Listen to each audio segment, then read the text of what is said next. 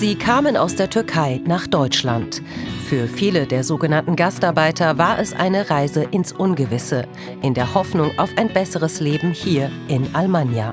Ich treffe Menschen, die damals nach Deutschland kamen, sich hier ein Leben aufgebaut und ihre Familien nachgeholt haben. Ich bin sehr, sehr froh, dass mein Vater nach Deutschland gekommen ist und uns die Möglichkeit geboten wurde, in Deutschland studieren zu dürfen. Ihre Kinder und Enkelkinder leben mittlerweile mit 2 Kulturen. Wir feiern mit unseren Kindern Bayram, aber wir feiern auch mit unseren Kindern Ostern oder Weihnachten. Ja, also wir sind eigentlich die Gewinner aus dieser Sache. Doch auch nach Jahrzehnten ist die Herkunft immer noch Thema. Scheiß Kanaken, Döner fressen oder sonstiges, versuchen wir nicht drüber nachzudenken, aber es nimmt einen mit. Ja. Sie gehören zu den mittlerweile knapp 3 Millionen Menschen mit türkischen Wurzeln, die eine Geschichte haben.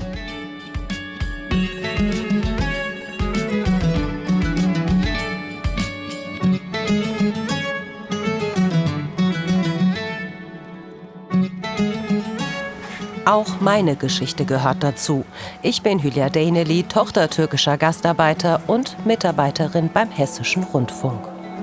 Unser Archiv im HR ist voll mit Bildern von damals, als die Gastarbeiter kamen. Ihre Hoffnung, in kurzer Zeit viel Geld zu verdienen und irgendwann wieder zurückzukehren in ihre Heimat. Ich tauche ein in diese Zeit. Ankunft in Almanya, fast immer mit dem Zug. Nachdem am 30. Oktober 1961 Deutschland und die Türkei ein Abwerbeabkommen geschlossen haben, beginnt die türkische Einwanderung nach Deutschland und damit auch nach Hessen. In den 70er Jahren machen sich auch meine Eltern auf den Weg nach Deutschland, nach Mittelhessen. Wie der Großteil der Gastarbeiter kamen sie aus einer ländlichen Region der Türkei, wo Arbeit in der Landwirtschaft nur wenig Geld brachte. Während in der Türkei die Arbeitslosigkeit hoch ist, boomt die deutsche Wirtschaft und braucht dringend Arbeitskräfte. Also werden sie aus dem Ausland gerufen, auch aus der Türkei. Hier angekommen werden die Menschen erstmal medizinisch untersucht. Die Arbeiter sollen schließlich gesund und kräftig sein. Bis 1963 kommen etwa 2700 türkische Gastarbeiter nach Hessen. Die meisten von ihnen arbeiten in körperlich anstrengenden Berufen, unter anderem im Baugewerbe, der Eisen- und Metallindustrie sowie im Bergbau. Die Arbeit bestimmt den Alltag der Türken, die hier abgeschottet von der deutschen Gesellschaft in Gemeinschaftsunterkünften leben. Sprachkurse gibt es kaum, denn Integration ist zu dieser Zeit kein Thema auf beiden Seiten. Auch in den folgenden Jahren kommen Türken zum Arbeiten nach Hessen. Viele haben mittlerweile ihre Familien nachgeholt. 1976 zum Beispiel sind es rund 93.000 Menschen. Ich bin in Deutschland geboren und aufgewachsen, genau wie meine Geschwister. Eigentlich wollten meine Eltern immer zurück in ihre Heimat, die Türkei. Doch dann kamen wir Kinder in die Schule und die sollten wir erstmal beenden. Also blieb die Türkei weiter Urlaubsland, wo wir jedes Jahr die Sommerferien verbrachten. Meine Eltern sind nie zurückgegangen, sie sind hier geblieben, so wie viele andere. 3 Millionen Menschen mit türkischen Wurzeln leben aktuell in Deutschland. Rund 300.000 davon in Hessen. Eine von ihnen bin ich, Hülya Deyneli. Ich arbeite als Moderatorin und Reporterin beim Hessischen Rundfunk. Hallo und ganz herzlich willkommen zur heutigen Hessenschau. Ich freue mich, dass Sie wieder eingeschaltet haben. Ein Beruf, der vielseitig ist und mir Spaß macht. Und dass ich als Tochter von türkischen Gastarbeitern im deutschen Fernsehen bin, darauf ist meine Familie stolz. Meine Eltern sind die Türken, die nach Deutschland gekommen sind. Ich bin die Deutsche mit türkischen Wurzeln und die sind ein wichtiger Teil von mir. Ich liebe zum Beispiel türkische Süßspeisen und überhaupt mag ich die türkische Küche sehr. Mit ihr bin ich aufgewachsen, genauso wie mit der türkischen Sprache. Merhaba. Hoş bulduk. Bir tane pide alabilir miyim? Kıymalı. Kasada mı ödeyecek, burada mı? Das bin ich, eine Hessin, und ich lebe mit 2 Kulturen, die mich bereichern. Aber wie sieht das bei anderen Menschen mit türkischen Wurzeln aus? Wie leben sie? Welche Geschichten haben sie? Dem will ich nachgehen, denn nicht umsonst heißt es, wir riefen Arbeitskräfte, aber es kamen Menschen.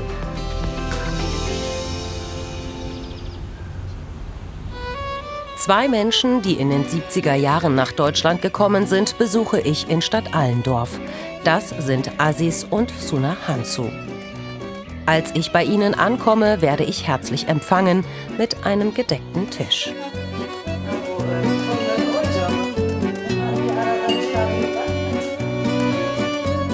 Börekleri de siz yaptınız, sarmayı da yaptınız. Wow, annemin sofrası gibi. Die deutsche Sprache haben sie nie zu 100% beherrscht. Deutschland war Arbeitsland, Sprachkurse wurden damals nicht angeboten.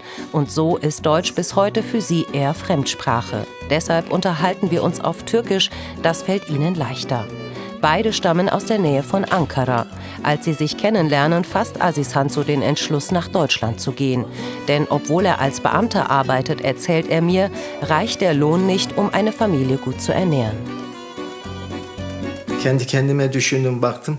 Yarın dedim evleneceğim, çoluk çocuk olacak, ev kirası olacak. Bunların eğitimi, çünkü eğitimi çok seven bir insanım ya. Bunların eğitimi, bu masrafları ben nasıl karşılayacağım? Bu iş böyle yürümez dedim. Rahmetli babama dedim, hayır ben Almanya'ya gitmek istiyorum. Tabii ki onlar tepki gösterdiler.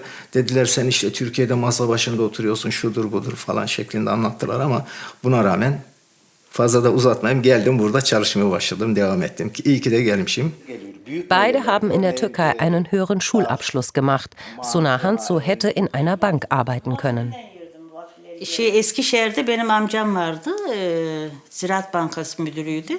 Hemen dedi şey yap, okulunu bitirdiğin zaman hemen işin hazır dedi bana. İşe girerdim ondan sonra, ya ora olmasa başka bir yere girerdim. Onun için yani iş hazırdı ama nişanlanınca... Daha doğrusu evlenme tercihini benden yana kullandı.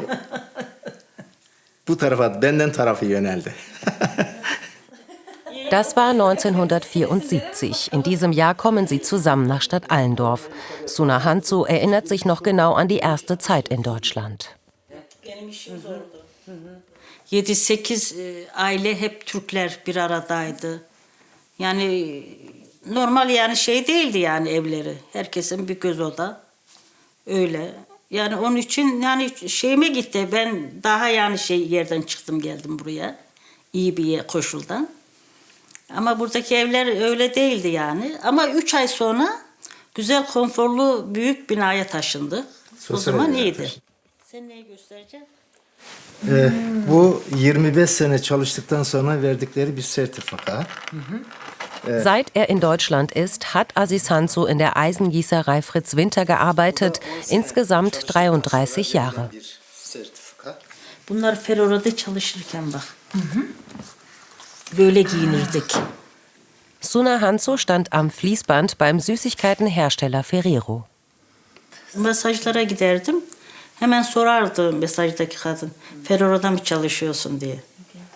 Ferroro'da çalışanlar hep bu omuzları, bu kolları. Die harte Arbeit der beiden hat sich ausgezahlt.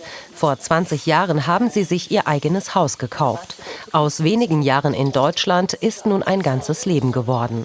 Auch wenn sie mit ihrer Arbeit immer zufrieden waren, ihre Kinder sollten mal körperlich weniger hart arbeiten müssen und eine gute Ausbildung haben. Ben eşimle evlenip çocuklar olduktan sonra çocukları kireçe gönderdik. Kireçe gönderince okula gittiler. Tabii ki velilerinden ilgilendik. Eğitime çok önem veririz. Bundan dolayı çocuklar hepsi iyi bir eğitim gördüler. Eine davon ist die älteste Tochter Emel. Sie treffe ich am Rathaus. Hier ist Emel mittlerweile als Stadtverordnete in der Kommunalpolitik aktiv. Als eine Frau mit einem Migrationshintergrund war es für mich immer ganz, ganz wichtig, Menschen, egal, unabhängig welcher Herkunft, Sprache oder Glaube sie sind, zu helfen, beziehungsweise jetzt in der Politik zu stehen. Die Kinder der Hansus sind fest in der deutschen Gesellschaft verwurzelt. Anders ihre Eltern. Wie viele dieser Generation bleiben sie hauptsächlich unter sich. Heute darf ich dabei sein im Café. Hier treffen sie sich einmal in der Woche mit Freunden und Verwandten, die wie sie nach Deutschland gekommen sind. Egal wie viel Zeit mittlerweile vergangen ist, an die Anfangszeit erinnert sich auch die Tante gut.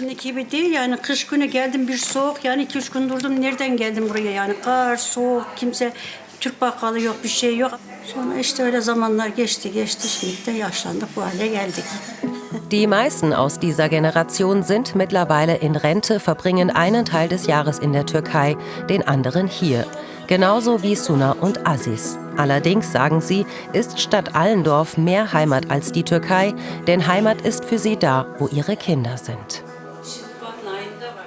Die Kinder der Hanzus sind in Deutschland geboren, waren immer bei den Eltern. Anders sah es bei Olcay Acet aus. Sie treffe ich in Hanau, wo sie mit ihrer Familie lebt. Olcay Acet bezeichnet sich als Generation 1,5. Hallo, hallo. Hier wieder mit Hand, genau. Generation 1,5. Den Ausdruck hatte ich bis jetzt noch nicht gehört. Er erzählt aber die Geschichte von Olcay Acet und vielen anderen. Ihre Eltern gehen zum Arbeiten nach Deutschland. Nur ein paar Jahre sollten es werden, da ist Olcay Acet 1,5 Jahre alt. Erst lebt sie bei einer Tante, später bei den Großeltern.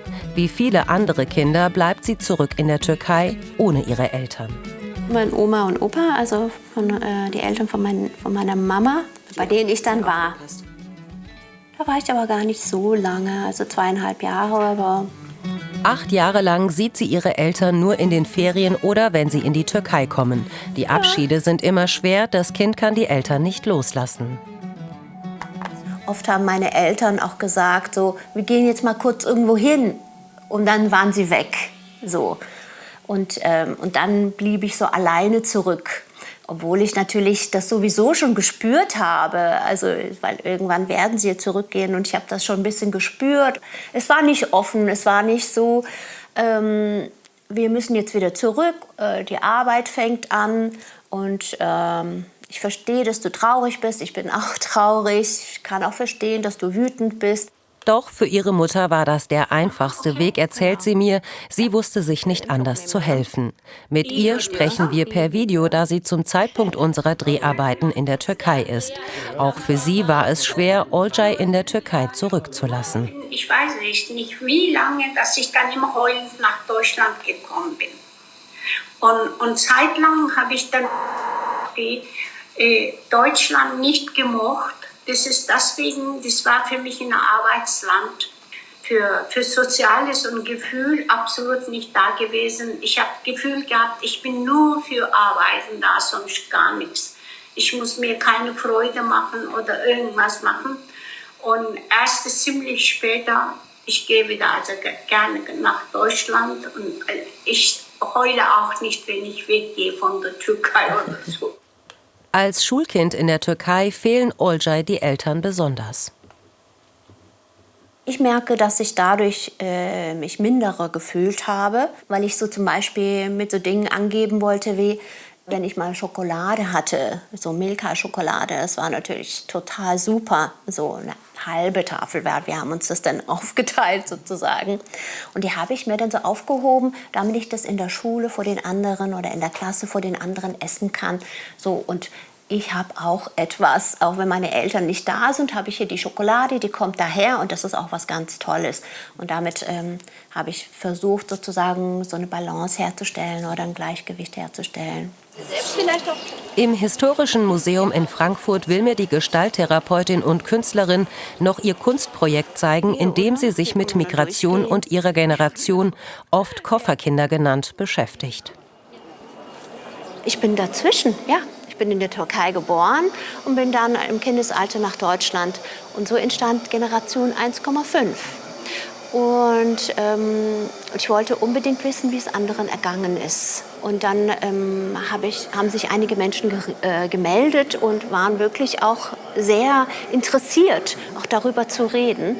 Und für manche war das ganz toll, sozusagen die Erfahrung, nach Deutschland zu kommen und haben sich zum Teil ganz anders entwickelt. Manche haben sehr gelitten.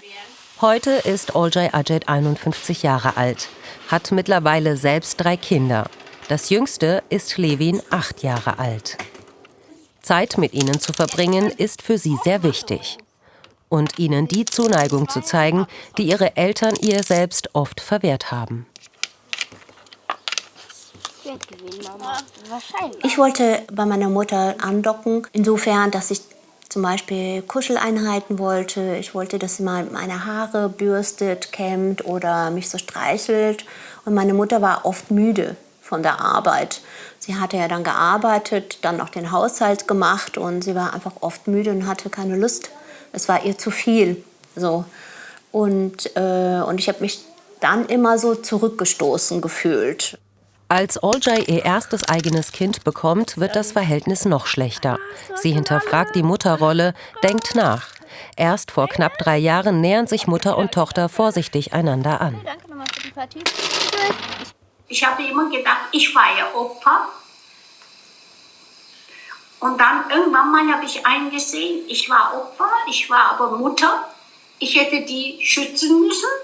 Ja? Und da habe ich mich bei Kinder entschuldigt und so. Und ja, und dahin ging es dann auch langsam besser. Dann haben wir versucht, immer auszusprechen. Übers Sprechen kommt ein Heilungsprozess in Gang. Sie hat angefangen, sich mit der Vergangenheit, also ihre Vergangenheit auch auseinanderzusetzen und unsere Vergangenheit auseinanderzusetzen und war bereit, mir zuzuhören und wurde empathischer. Und dadurch ist auch diese Herzensnähe entstanden. Olcay Acet hat ihre Vergangenheit aufgearbeitet und ihren Frieden damit geschlossen. Heute ist sie die Mutter, die sie in ihrer eigenen Kindheit so vermisst hat. Olcay Acet ist in der Türkei geboren, doch den Großteil ihrer Kindheit verbringt sie in Deutschland. Anders Saynur Sonkaya Neher. Hallo. Hallo Hülya. Hi Saynur. Herzlich willkommen und hoş geldin. Sie ist in der Türkei geboren und aufgewachsen, kam erst für ihr Studium nach Deutschland. Hier hat sie 1994 bei einer Weinprobe Jochen kennen und lieben gelernt. 3 Jahre später heiratet Saynur ihren Winzer und zieht mit ihm aufs Weingut in Lorch. Zu Beginn ihrer Beziehung mussten sie einige Hürden überwinden. Saynur fiel es schwer, vor allem ihrem Vater vom deutschen Partner zu erzählen. Den Gedanken kann ich nachvollziehen. Ich glaube, er hat sich Gedanken gemacht, was seine Freunde darüber denken würden. Das ist ja eigentlich so irgendwie so sehr klassisch in dieser Generation. Das ist sehr klassisch. Das ist sehr klassisch und da hat er sich Gedanken gemacht, aber wir haben ihm auch beide klar gemacht, es geht hier um uns, ja? Also was wir wollen, nicht was die Freunde, Nachbarn oder anderen darüber denken. Es war eigentlich so, die ganze Familie, die in Deutschland ist, war versammelt und ich kam mir vor wie im Zoo. Ich bin das Tier, das angeguckt wird und alle waren da. Aber es war wirklich nett, also war kein Problem und ich fand mich herzlich willkommen und das ist das Entscheidende. Die beiden heiraten. Jochen wird mit offenen Armen in Saynurs Familie aufgenommen. Seiner Frau bleibt das verwehrt. Nach der Hochzeit zieht Saynur auf das Weingut, doch das Zusammenleben mit den deutschen Schwiegereltern ist schwierig. Sie erkennen die türkische Schwiegertochter nicht an. Das hat mich begleitet und sehr verletzt, dass ich nicht anerkannt wurde und dass ich dafür so viel tun musste und dafür betteln musste. Und das fand ich sehr hart. Das musste Jochen gar nicht. Ich muss mich immer beweisen, immer. Das ist unendlich und sehr anstrengend. Und ich denke auch manchmal... Deswegen hast du den Kontakt auch reduziert zu meinen Eltern. Also wir haben die ersten 2 Jahre zusammengelebt und dann hier im Haus. Und dann war aber klar, entweder ziehen die aus oder wir. Weil so gut war das Verhältnis der Schwiegermütter und Schwiegervater dann auch nicht, um eben dauerhaft glücklich zu sein. Es sind Jochens Eltern, die ausziehen. Danach wird das Verhältnis zwar besser, bleibt aber distanziert. Die sind auch Eltern meines Mannes, ja. Ich respektiere, die gehören ja zu uns, zu unserer Familie. Aber das ändert nicht an der Situation, dass es bisher so gelaufen ist und dass es mich sehr verletzt hat. Und heute denke ich mir, ich mache es gut, wie ich es mache und ich muss es zu niemandem beweisen. Der Auszug der Schwiegereltern, für beide ein befreiendes Gefühl, vor allem für Saynur. Jetzt kann sie endlich zu ihrer türkischen Seite stehen, muss sie nicht mehr unterdrücken. Ein paar Jahre später kündigt sie ihren Job als Schulsozialarbeiterin, steigt zu 100% in den Familienbetrieb ein. Aber Wein, das ist Alkohol und der wird bei Muslimen kritisch gesehen. Was hat eigentlich deine Familie gesagt, als du gesagt hast, dass du einen Winzer heiratest? Immerhin war deine Mutter ja sehr religiös und da ist ja Alkohol eigentlich eher tabu. Also zu einem hat mich meine Mutter auf die Idee gebracht und sie hat mir gesagt, sag einfach, dass ihr Traubensaft macht, also üzüm suyu. Und dann hat aber, ich weiß jetzt nicht mehr, ob eine Freundin oder eine Bekannte hat mir gesagt, du kannst ja einfach sagen, Traubensaft, der auf den schlechten Weg gelandet ist oder so. Also kötü yola düşmüş üzüm suyu. Also du musst jetzt nicht unbedingt so sagen als Wein, aber ich denke mir, für meine Mutter war wichtig, weil sie weiß, und sie hat es auch gesagt, ihr verdient eure Geld damit. Es ist vollkommen okay. Auf ihrem Weingut arbeiten Saynur und Jochen Hand in Hand. Nachdem ihre Schwiegereltern ausgezogen sind, haben die beiden die Straußwirtschaft umgekrempelt. Seitdem duftet es auch nach türkischem Mokka. Auch schön mit Schaum, sehr gut. Zum deutschen Wein gibt's türkische Gerichte. Die kommen so gut an, dass Saynur mittlerweile Kochkurse gibt. Ich ernähre mich von meiner Herkunftskultur. Das gibt mir so viel und ich kann es hier einfach präsentieren. Und ich bin wie eine unausgesprochene Botschafterin. Ja, keiner hat mich ausgewählt, aber irgendwie läuft das. Und ich erzähle eine Geschichte ungezwungen. Und die Leute kommen hier, kochen mit mir, übernachten in Lorsch, lernen Rheingau kennen. Ja, also das hat mir, glaube ich, Kraft gegeben und mich noch mehr gestärkt in dem, was ich tue. So, hier kommt der türkische Mokka. Der türkische Einfluss durch Saynur bereichert nicht nur das Weingut, sondern auch ihren Mann Jochen.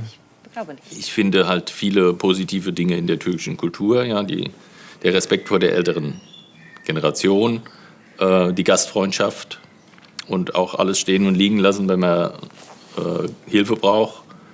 Das ist halt schon sehr positiv. Und auch die Menschlichkeit steht in der Türkei mehr im Vordergrund als hier. Das scheint auch bei Saynur und Jochen das Wichtigste zu sein.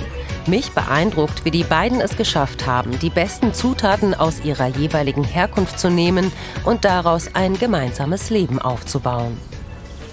Für ein gemeinsames Leben haben sich auch Hasret und Cem Aslantaş entschieden. Aber für die beiden kam nur ein Partner mit türkischen Wurzeln in Frage, auch wenn sie hier geboren und aufgewachsen sind.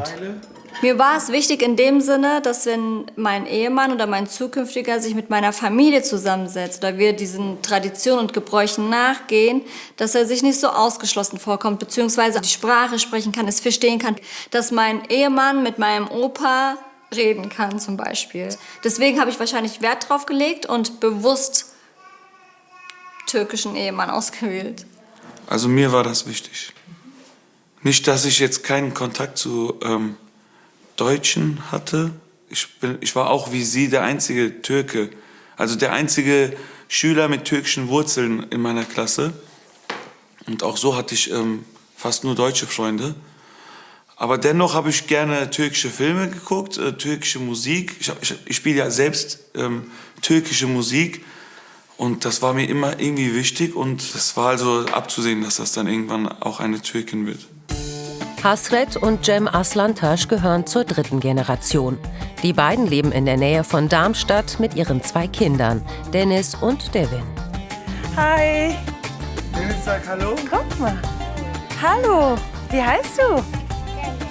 Deniz. Und du? Hi, ich bin Hilja. Hallo, herzlich willkommen. Hi. Hallo Hasret. Hallo Hasret, freue mich. Die Söhne von Hasret und Cem sind mittlerweile die 4. Generation. Doch die türkische Sprache möchten sie ihnen noch vermitteln. Wollen wir schwimmen gehen morgen? Yarın yüzmeye gideceğiz. Yarın işe gitmiyoruz. Wie wichtig ist es für euch, dass die Kinder auch Türkisch sprechen? Ich glaube, da sind wir uns einig, gell? Dass sie das auf jeden Fall, also ein Stück weit Muttersprache mitnehmen. Ist für euch Türkisch die Muttersprache?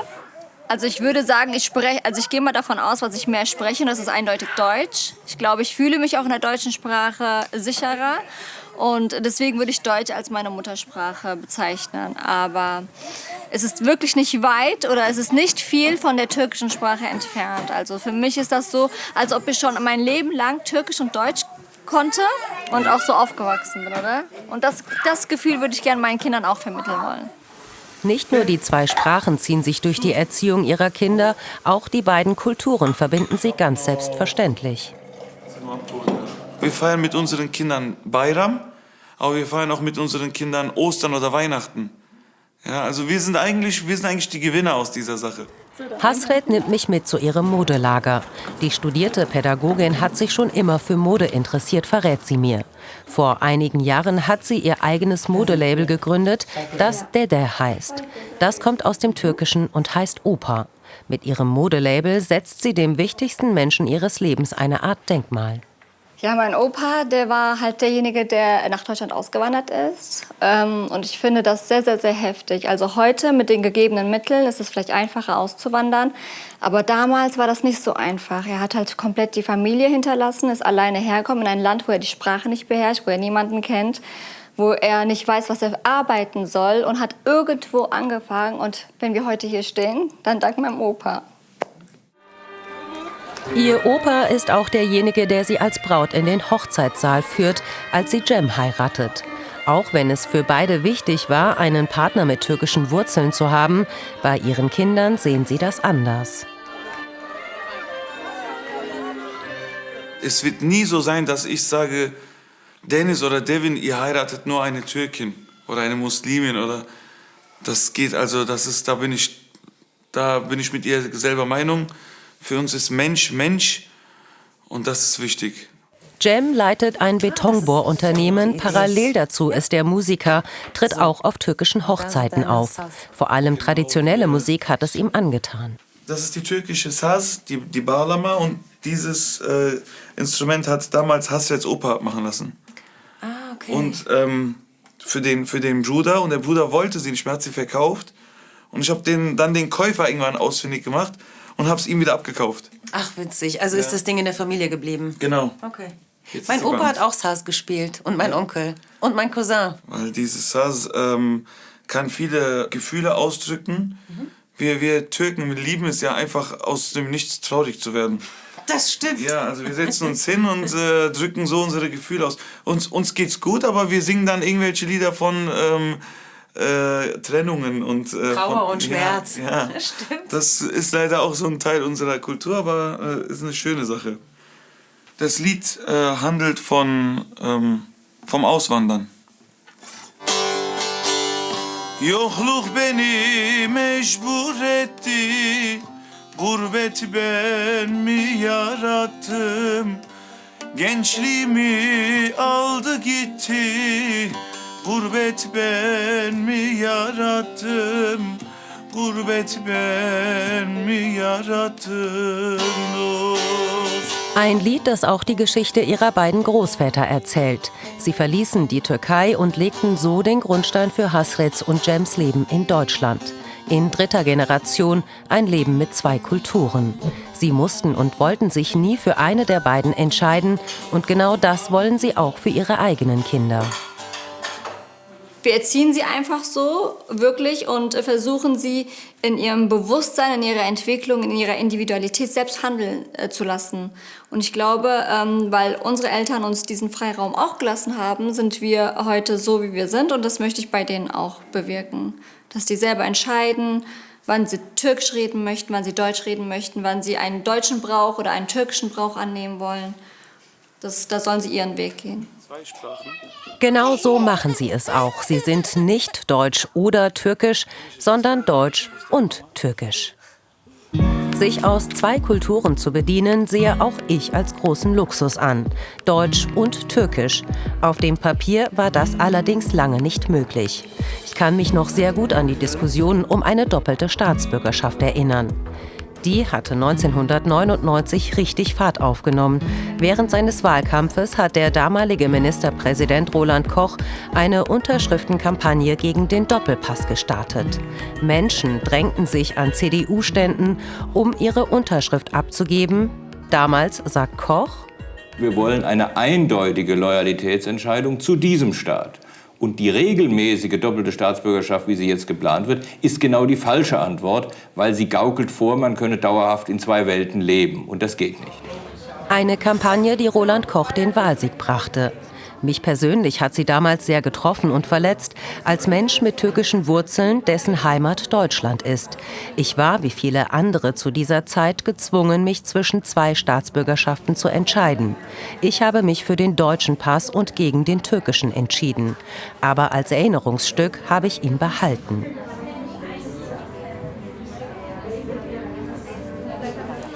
Auch die damalige Landtagsabgeordnete Mürvet Öztürk, die ich in Wiesbaden treffe, erinnert sich noch gut an diese Kampagne von Roland Koch und welche Spuren sie bei den Türken in Deutschland hinterlassen hat.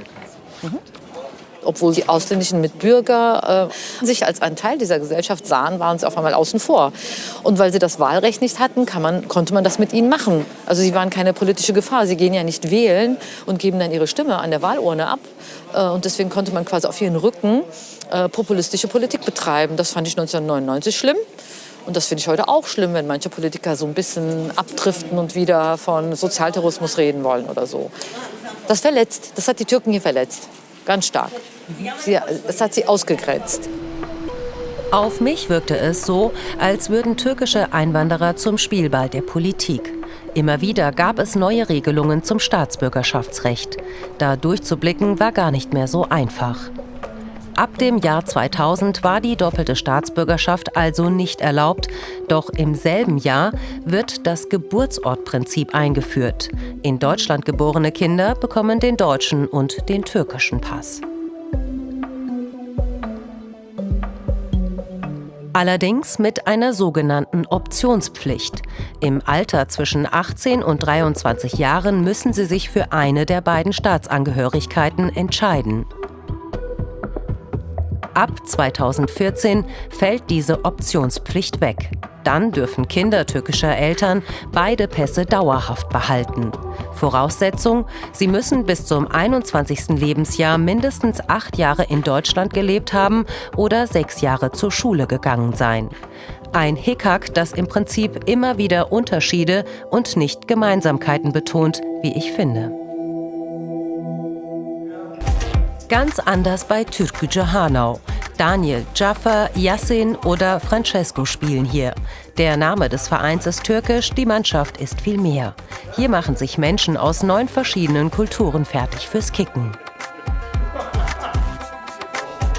Von dieser bunt gemischten Truppe mache ich mir heute ein Bild. Ich frage mich, wie läuft das, wenn so viele verschiedene Kulturen in einer Mannschaft spielen? Raduan Belayel, der Trainer, weiß die Antwort. Ich kriege das mit, dass sehr viel Kontakt auch außerhalb vom Sportplatz zwischen den Spielern besteht. Es ist schwierig. Wir haben natürlich Spieler unterschiedlichen Alters, wir haben Spieler unterschiedlichen kulturellen Hintergrund, familiären Hintergrund, auch akademischen Hintergründen. Aber trotzdem, also ich habe das Gefühl, dass das Miteinander sehr, sehr gut funktioniert. Alle außer Burak gehen mit dem Volkan hoch in die Richtung, Burak mit dem Sven in die Richtung. Die Wurzeln der Spieler liegen unter anderem in Serbien, Albanien, in der Türkei, in Togo und in Deutschland. Damit sie alle in ihrer Mannschaft entspannt miteinander spielen können, dafür verfolgt die Vereinsführung seit Jahren eine klare Linie, was Diskriminierung angeht. Kann immer mal passieren, dass es Diskussionen gibt. Ja, ich sage immer, Diskussionen gibt es hier auf dem Rasen. Wenn man rausgeht, ist das Thema beendet. Ist das Thema nicht beendet und es ist sogar noch etwas Rassistisches, dann muss er den Verein verlassen. Und dann sagen wir lieber, okay, wir schmeißen 3 raus, wir steigen ab, aber wir haben wenigstens das bewahrt, was wir bewahren wollten. Und das sind gewisse Prinzipien. Und das haben wir auch immer so durchgezogen, darauf bin ich auch stolz. Eine Nulltoleranzpolitik in den eigenen Reihen, das funktioniert. Doch die Mannschaft ist auch mit Rassismus und Diskriminierung von außen konfrontiert. Mit einem türkischen Vereinsnamen, sagt das Team, hat man es manchmal schwer, vor allem bei Auswärtsspielen.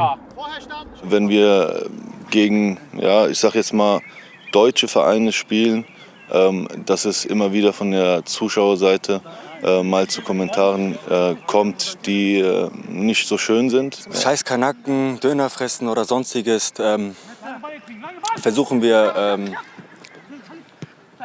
nicht drüber nachzudenken, aber es nimmt einen mit. Es nimmt einen mit, ja. Wir haben auch bei den Mannschaften, die uns kein Wasser gegeben haben, die haben auch Wasser von uns gekriegt. Und wenn uns einer die Hand nicht reicht, reichen wir sie dem trotzdem. Wir als Spieler tun unser Bestes, das zu überhören, damit wir uns auf unser Spiel konzentrieren können. Allerdings hängt es dann im Nachhinein, wenn du dann nach Hause gehst zu deiner Familie, doch schon tief im Nacken. Trotz der Anfeindungen, der Verein schießt nicht mit denselben Waffen zurück, bleibt besonnen. Aber trotzdem Druck haben. Ja.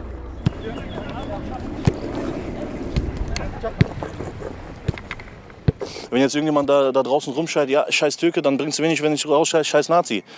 Also, ne, also mit einer dummen Beleidigung, auf einer dummen Beleidigung, das bringt nicht viel. Wenn mal so ein Fall kommen sollte, dass wir dann sagen, okay, wir gehen damit an die Presse, an den Verband, zur Not vor Gericht und Türkgücü Hanau klärt Probleme nicht nur auf dem Platz, sondern auch an Tischen, wo verhandelt wird. Als Kind wurde ich schon mal als Scheißtürkin beschimpft und habe Rassismus erlebt, aber das ist kein Vergleich zu dem, was sich die Spieler auf dem Platz anhören müssen. Wenn ich mich diskriminiert fühle, fühlt es sich natürlich sehr, sehr schlecht an. Weil es ist im Endeffekt so, dass du irgendwie dich zu Hause fühlst, aber dann, wenn solche Äußerungen kommen, dich dann doch nicht zu Hause fühlst. Das sollte mittlerweile doch schon ganz anders sein, denke ich mir, und hoffe, dass Türkgücü sich bald darauf verlassen kann, dass Fairness und Anerkennung auch in den gegnerischen Reihen Standard werden. Diskriminierung und Alltagsrassismus. Ein Thema, das auch die ehemalige Landtagsabgeordnete Mürvet Öztürk während ihrer Zeit als Politikerin beschäftigt hat. 11 Jahre lang war sie hier in Wiesbaden aktiv und erzählt mir, dass sie bei diesen Themen selbst von ihrer eigenen Fraktion, den Grünen, nicht immer ernst genommen wurde. Ich habe auch schon Sprüche gehört wie, ach ja, ihr Türken, ihr nehmt das alles immer zu schwer. Oder das ist ja, die Türken klagen gerne, diese typische Opfermentalität. Und vor 10 Jahren ist das passiert, tagtäglich, ständig. Man durfte aber noch nicht mal drüber reden. Man musste sich selbst als Diskriminierter fragen, ob man es selber schuld ist. Und ich bin sehr froh, dass heute die Debatte über Diskriminierung und Antidiskriminierungsstrategien ganz anders laufen. 2008 wird Mürvet Öztürk in den Hessischen Landtag gewählt, als erste türkischstämmige Abgeordnete. Für sie ein besonderer Moment. Als Frau, als türkeistämmig, als Gastarbeiterkind, als ehemalige Hauptschülerin, als alles das, was so in der Biografie mitspielt, war ich natürlich sehr stolz darauf und habe gehofft, dass es auch für andere ein Vorbild ist. Und dass andere diesem Beispiel auch nachmachen. 11 Jahre lang ist sie auf der landespolitischen Bühne aktiv, lässt sich danach aber nicht nochmal aufstellen, tritt vorher sogar aus ihrer Fraktion und Partei aus, weil sie mit deren Flüchtlingspolitik nicht einverstanden ist, unter anderem mit der Verschärfung des Asylrechts. Die Zeit als Abgeordnete will Mürvet Öztürk nicht missen, auch wenn sie sich manches anders erwartet hatte.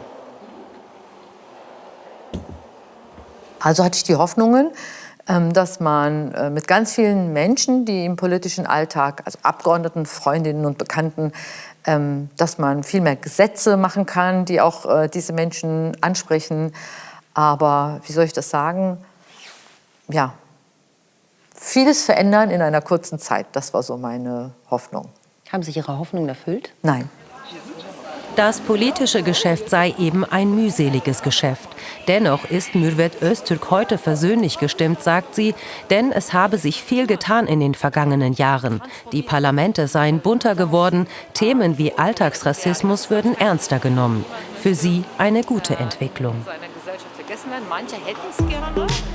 Eine besondere Karriere hat auch Dr. Sema Şeker hingelegt. Ich besuche sie in ihrer Praxis. Wir haben beide in Marburg studiert und sind seitdem befreundet. Hallo, hi. Hi, Lydia. Na, schön dich zu sehen. Schön dich zu sehen. Schön, dass du da bist. Wie geht's dir? Gut. Gut siehst du aus. Dankeschön. Danke. Ich bin Journalistin geworden, sie hat als Chirurgin und Anästhesistin gearbeitet. Mittlerweile führt sie erfolgreich eine Praxis für ästhetische Medizin. Von Muttermalentfernung bis Botox-Spritzen. Ihre Patienten sollen zufriedener mit ihrem Aussehen nach Hause gehen. Oder 2 Tage oder auch gar keine Schwellung. Okay, gut, dann können wir Sema hat türkische Wurzeln, ist in Deutschland aufgewachsen und hat hier ihre Ausbildung gemacht. Nach der Uni arbeitet sie im Krankenhaus. Dort hat sie nicht nur mit dem stressigen Klinikalltag zu kämpfen. Ich bin ja sehr früh fertig geworden. Ich war ja 25, als ich Ärztin geworden bin. Und dann habe ich ja in der Chirurgie angefangen und da war ich die kleine Türkin zum Beispiel. Also ich war eigentlich Ärztin, aber unter den Kollegen war ich die kleine Türkin. Auf der einen Seite natürlich süß, aber auf der anderen Seite schon, wenn man darüber nachdenkt, ein bisschen, abwertend. Ne? Genau, das ist ja das Problem. In der Chirurgie ist eine Männerdomäne. Da komme ich, 25 Jahre alt, eine Frau und mit türkischen Wurzeln. Ich sehe auch türkisch aus. Da musste man sich natürlich doppelt und dreifach behaupten. Mittlerweile arbeitet sie seit 21 Jahren als Ärztin. Kommen Sie bitte mit, dafür brauchen wir das andere Zimmer. Und auch heute noch gibt's die eine oder andere blöde Bemerkung. Die lässt sie allerdings nicht mehr auf sich sitzen. Heute ist sie selbstbewusster. Ich wurde vor 2-3 Jahren von einem Patienten hier in der Praxis gefragt, ob ich wirklich Ärztin bin. Daraufhin habe ich gesagt, ja, natürlich bin ich Ärztin, ich habe ja auch einen Doktor. Und dann meinte der Patient, ja, das hat ja nichts zu sagen, das hätten Sie auch in der Türkei kaufen können. Was hast du da gesagt? Dann habe ich gesagt, ich glaube, das Vertrauensverhältnis ist nicht gegeben, bitte verlassen Sie meine Praxis. Und hier hat alles angefangen, in Marburg an der Uniklinik, wo sie regelmäßig Vorlesungen hatte. Ja, war eine schöne Zeit. Die Studienzeit gibt Sema ein neues Lebensgefühl, nicht nur wegen des Studiums. Mein Vater war sehr streng, auch während der Schulzeit durften wir halt nicht feiern gehen oder bedingt. Auserwählte Partys durften wir und mein Vater hat uns auch immer abgeholt. Und Marburg, als ich dann ausgezogen bin und nach Marburg gekommen bin, hatte ich das Gefühl der Freiheit zum ersten Mal.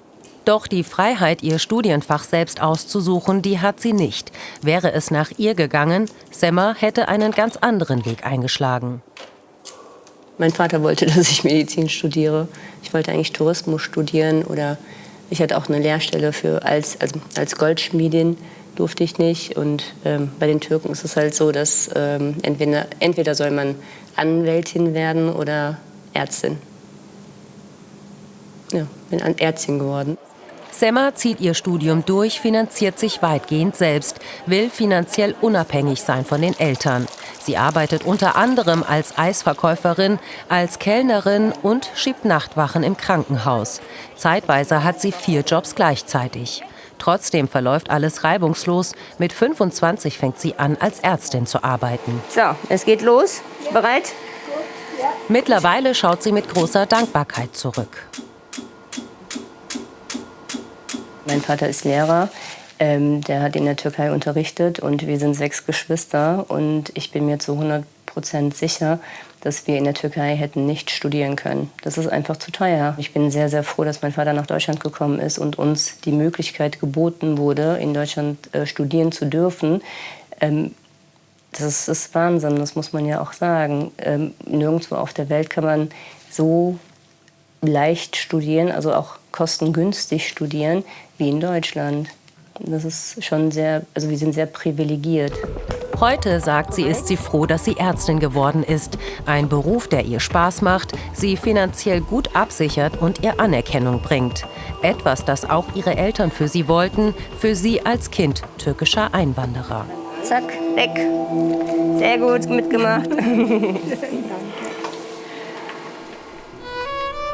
Ich habe ganz unterschiedliche Menschen getroffen, ihre Geschichten haben mich beeindruckt.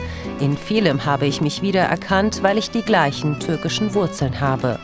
Meine Heimat ist Deutschland, ich mag die Vielfalt und nach mehr als 60 Jahren türkischer Einwanderung wünsche ich mir, dass Herkunft endlich keine Rolle mehr spielt.